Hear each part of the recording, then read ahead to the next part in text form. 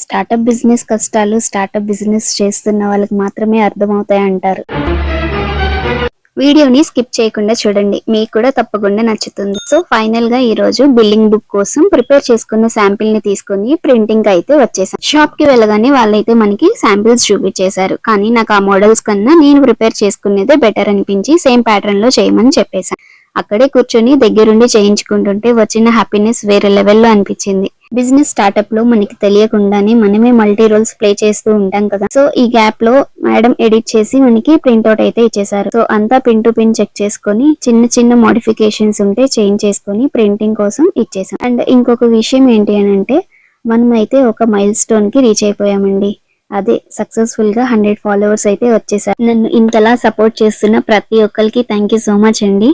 And మన 100th follower లో ఇంకొక స్పెషల్ కూడా ఉందండి. మధు గారు కూడా రీసెంట్ గా తన బిజినెస్ ని స్టార్ట్ చేసినట్టు ఉన్నారు. ఒక స్టార్ట్అప్ ఎంటర్ప్రెన్యూర్ అయ్యుండి మనల్ని సపోర్ట్ చేస్తున్నారు అని అంటే అది గ్రేట్ ఇనిషియేషన్ కదా. Really thank you so much Madhu గారు. మనకే ఒక హోల్సేల్ షాప్ ఉండి మళ్ళీ ఇంకో పేజ్ ని రికమెండ్ చేస్తున్నారు ఏంటి అని అంటే దానికి నేను ఇచ్చే ఆన్సర్ ఒకటేనండి.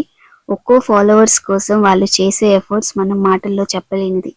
పోస్ట్ చేసే ప్రతి రీల్ కి ఈ రీల్ అయినా అందరికీ నచ్చుతుంది, ఫాలోవర్స్ వస్తారు అని ఎంతో హోప్ తో కష్టపడి పోస్ట్ చేస్తారు. స్టార్టప్ బిజినెస్ కష్టాలు స్టార్టప్ బిజినెస్ చేస్తున్న వాళ్ళకి మాత్రమే అర్థమవుతాయి అంటారు. అవునండి, అది నిజం. Hope you like it.